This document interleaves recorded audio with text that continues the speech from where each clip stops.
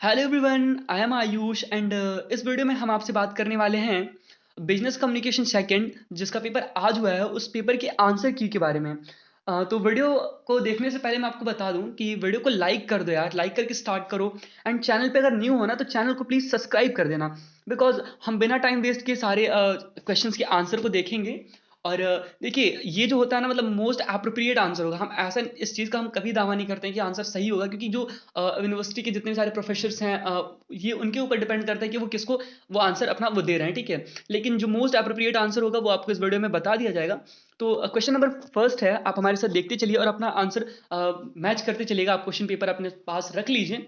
पहला क्वेश्चन है, विच of the following spelling is preferred in American English. तो इसमें से कौन सा जो इंग्लिश है, जो अमेरिकन इंग्लिश मतलब स्पेलिंग उसका करेक्ट है। तो दूसरे का जो हो जाएगा वो है आंसर नंबर बी।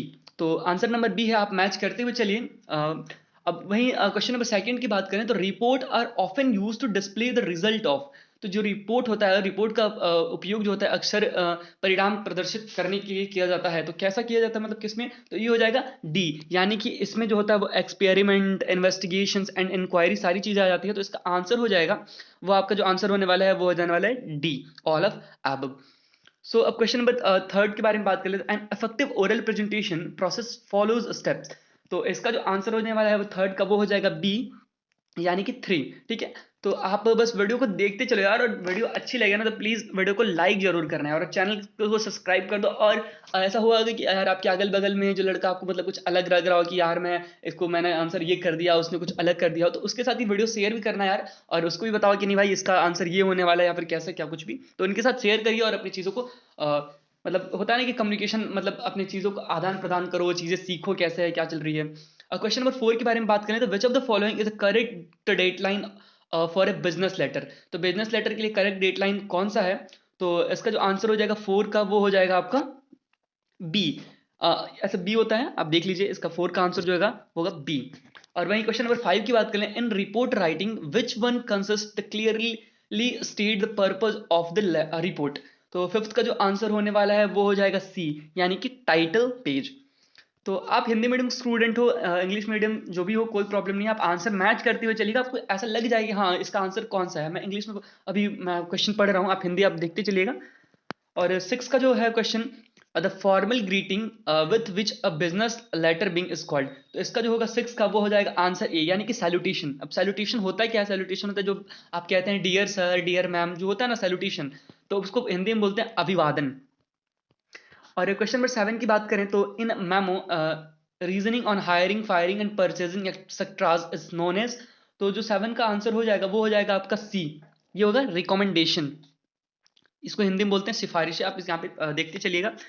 और एट का बात करें तो फटाफट हम थोड़ा वो करते हैं, फास्ट कर लेते हैं, क्योंकि बहुत लंबी वीडियो ना हो जाए, बोर हो जाओगे आप ऐसे। तो क्वेश्चन नंबर एट है, where will you elaborate on the main point in a presentation. तो आप किसी प्रेजेंटेशन में सब सारी पॉइंट्स मेन जो होता है उसमें किस में एलोबरेट करते हो, तो वो हो जाएगा एट का जो आंसर होने वाला है वो हो जाएगा आपका सी। एट का sorry sorry sorry sorry sorry eight का जो आपका आंसर हो जाएगा वो बी। हम बॉडी में सारा चीज ना एलोबरेट करते हैं, कैसे जो प्रॉब्लम्स होती हैं या फिर जो चीज बताना होता है हम लोग बॉडी में करते हैं, बॉडी ऑफ द लेटर। तो एट का हो जाएगा आपका बी। अब नाइन का जो क्वेश्चन नंबर नाइन देखें तो which of these report are written for the recording information. तो नाइन का जो हो जाएगा वो आपका हो जाएगा ए, आंसर हो जाएगा आंसर नंबर ए, इंफॉर्मेशनल। तो आप देखते चलिए, अपना मैच करते चलिए, ठीक है। सॉरी, एक सेकेंड। हमने एट का बात कर लिया, नाइन बात कर लिया था, और टेन का हम लोग देख लेते हैं। Which of the following is called page to create a presentation in PowerPoint. तो टेन का हो जाएगा वो हो जाएगा बी, क्योंकि एक चीज मैं आपको बताऊं, यहाँ पे शीट जो स्लाइड होता है ना, स्लाइड, तो स्लाइड में हम कोई भी प्रेजेंटेशन अपना क्रिएट करते हैं। तो टेन का आंसर हो जाएगा वो बी। और अब यहाँ से आगे बढ़ने से पहले मैं एक छोटी सी आपको लाइन बताऊं, एक लाइन मोटिवेशनल वाली लाइन आपको सुनाऊं। देखो, अभी तक आपका पेपर कैसा भी गया हो कैसा नहीं गया हो वो मैटर नहीं करता। अब आप अगली चीज के लिए अब प्रिपेयर हो जाओ। और आपका पेपर अच्छा गया है तो फिर बहुत अच्छी बात है, और नहीं गया है तो एक छोटी सी लाइन मैं आपको सुनाऊं कि दिल दिल ना उम्मीद नहीं, नाकाम ही तो है। दिल ना उम्मीद नहीं, नाकाम ही तो है, और लंबी है गम की शाम तो क्या शाम ही तो है। ये वक्त भी आपका गुजर जाएगा, बस अब थोड़ा होता है ना कि पढ़ाई पे थोड़ा लेके आप सीरियस हो जाओ, और मैम की वीडियोस सारी देखा करो। जितने भी सारी मैम अपलोड करती हैं वो मतलब होता है ना कि मतलब जो मैम के पढ़ाए हुए क्वेश्चन थे अप्रोप्रिएट, मतलब ऐसा होता है कि आप लोग सारे क्वेश्चंस आ गए थे, तो आप उनका लेक्चर, अगर आप लाइव लेक्चर ज्वाइन किए हो या फिर जो भी था, आपको मिल जाएगा सारा चीज़ें। अब हम बात कर लेते हैं क्वेश्चन नंबर 11 के बारे में। तो क्वेश्चन नंबर 11 कह रहा है what is the written on the top of the business letter on left side. तो वो हो जाएगा बी, रिसीवर एड्रेस जो होता है वो टॉप के राइट सॉरी लेफ्ट साइड में लिखा जाता है। और क्वेश्चन नंबर 12 की बात करें, रिपोर्ट यूज फीचर्स एज। तो 12 का जो आंसर होगा वो हो जाएगा बी, ग्राफिक्स एंड इमेज। तो हम फटाफट बात करते रहते हैं, टाइम वेस्ट नहीं करना है। तो क्वेश्चन नंबर 13 की बात कर ले, तो the report is always written in. तो ये होता है ए, सीक्वेंटल मैनर, मतलब क्रमिक रूप में, मतलब एक होता है ना सीक्वेंस वाइज जो होता है उसको चीजें करते हैं हम। तो क्वेश्चन नंबर 14 की बात कर लें, तो फॉर्मल लेटर आर द।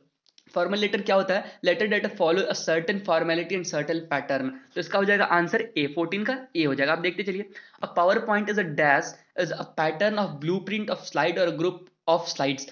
तो क्या होता है 15 का हो जाएगा आंसर, वो हो जाएगा आपका ए। पावर पॉइंट में क्या होता है, power point is a power point presentation is a pattern. Power point क्या होता है, उसमें एक प्रेजेंटेशन होता है, उसमें हम प्रेजेंटेशन क्रिएट करते हैं, ठीक है। तो स्लाइड्स का वो जो ब्लूप्रिंट होता है उसको हम प्रेजेंटेशंस बोलते हैं, ठीक है। तो क्वेश्चन नंबर 16 की बात करें, तो which of the following section does not exist in a slide layout. तो स्लाइड लेआउट में कौन सा सेक्शन जो एग्जिस्ट नहीं होता है, तो 16 का आंसर हो जाएगा आपका डी, यानी कि एनिमेशन। आप देखते चलिए। और क्वेश्चन नंबर 17 की बात करें, तो official letter do not include sorry. तो ऑफिशियल लेटर में क्या इंक्लूड नहीं होता है, तो 17 का जो आपका आंसर हो जाएगा वो हो जाएगा C, making request and appeal. 18 की बात करें, तो name and designation and address in a business letter is written on the left margin, यानी कि जो होता है वो लेफ्ट मार्जिन में लिखा जाता है। तो 18 का आंसर हो जाएगा आपका सी, मोस्ट अप्रोप्रिएट आंसर जो है उसका सी है। और 19 का हम क्वेश्चन नंबर की बात कर लेते हैं, in structures of business letter what come first. तो इसका जो आंसर हो जाएगा वो हो जाएगा सैल्यूटेशन। सैल्यूटेशन होता है ना उसमें सबसे पहले स्ट्रक्चर्स ऑफ बिजनेस लेटर में आता है सैल्यूटेशन। 19 का आपका आंसर हो जाएगा वो हो जाएगा सी। तो अभी तो हमने हाफ तक कंप्लीट कर लिया, 20 कंप्लीट हो गया, और मैं 21 से 40 तक शुरू करने से पहले बता दूं कि चैनल पर न्यू हो तो प्लीज चैनल को सब्सक्राइब करो यार, वीडियो को जरूर लाइक कर दो, क्योंकि आप वीडियो को लाइक करोगे तो हमें एक होता है ना कि मोटिवेशन मिलेगा आपके लिए चीजें करने के लिए। तो प्लीज वीडियो को लाइक जरूर कर दीजिएगा। क्वेश्चन नंबर 20 की बात कर लें, तो Divya and Rohit are dash for Christmas holiday for this year. तो मतलब इसका इसमें स्पेलिंग देखना तो इसका मतलब आप तो भाई प्लानिंग और ये सब चीजें इतना मतलब टाइपिंग करते करते व्हाट्सएप पे आपको आ ही गया होगा, लेकिन उसमें बहुत सारा कंफ्यूजिंग वर्ड्स थे। तो इसका 20 का जो आंसर होने वाला है वो होने वाला है ए। प्लानिंग की स्पेलिंग जो है वो PLA, sorry sorry sorry sorry sorry sorry, हाँ हाँ ठीक है, प्लानिंग का जो उसका होगा फर्स्ट का 20, ठीक है। और 20 आप एक बार चेक कर लीजिएगा, ठीक है, मैं अभी ध्यान नहीं दिया हूँ इस पर, लेकिन आपको मैं बता दिया जाएगा।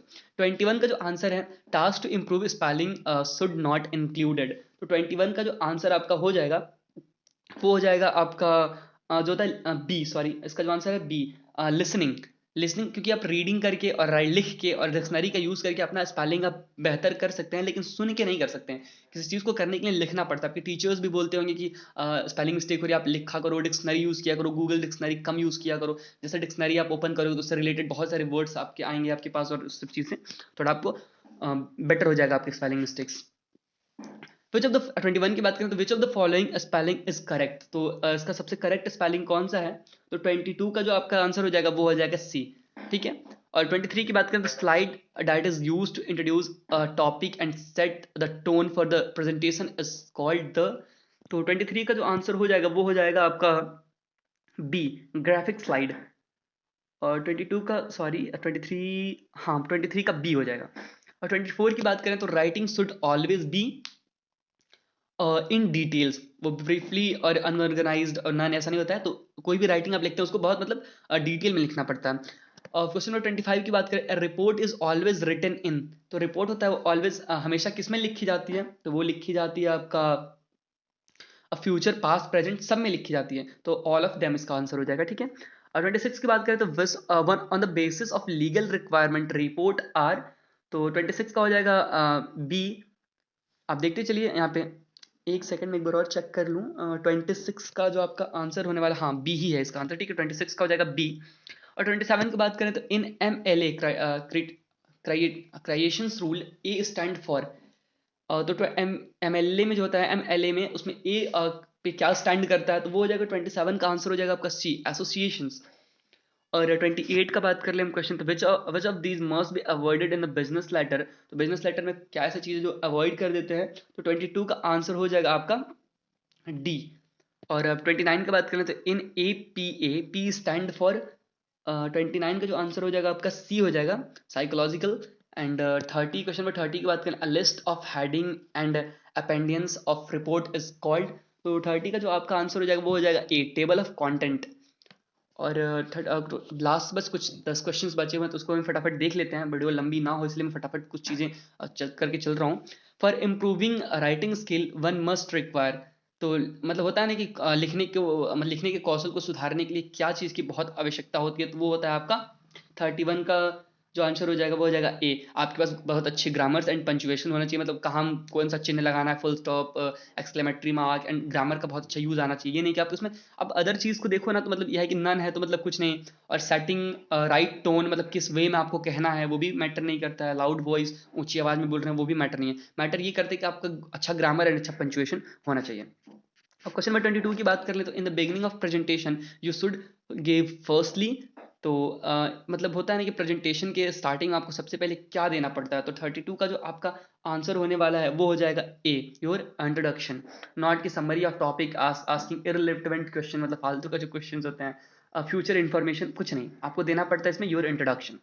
क्वेश्चन नंबर 33 की बारे में बात कर लें, तो find errors in sentence, we padded the seat of the chair with camels hair to make it soft, तो 33 का जो आपका आंसर हो जाएगा वो हो जाएगा सी, यानी कि कैमल हेयर्स।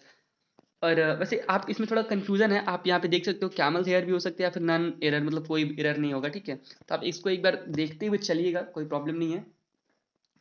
और क्वेश्चन नंबर 34 की बात कर लें बारे में, तो fill the gap with appropriate words, तो इसमें देखिए कि एक्सेप्टिंग का मतलब अप्रोप्रिएट वर्ड कौन सा है, तो वो जो है आपका 34 का हो जाएगा डी, ठीक है, आप देखते हुए चलिएगा, इसमें कुछ डिस्कस करने वाली चीज़ें हैं नहीं।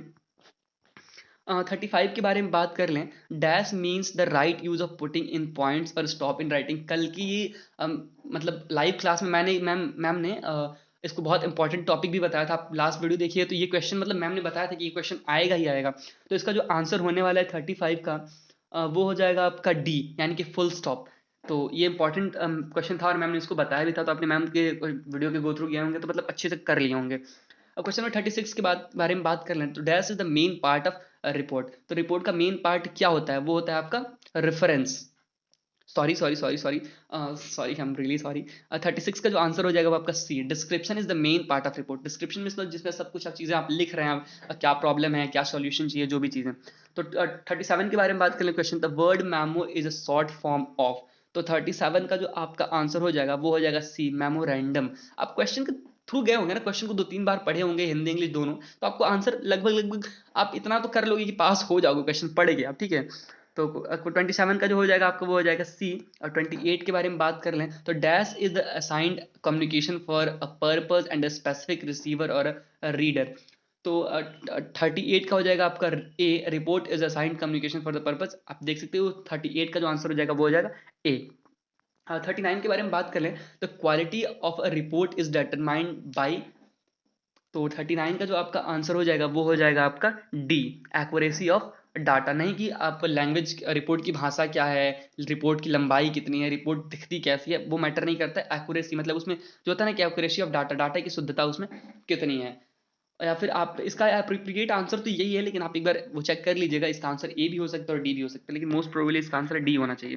तो which of the following is the basic part of report, तो बेसिक पार्ट ऑफ रिपोर्ट क्या है, तो इसमें आपका दिया हुआ है cover, recommendation, title page and glossary, तो इसका जो आंसर हो जाएगा तो उसका हो जाएगा सी, टाइटल पेज।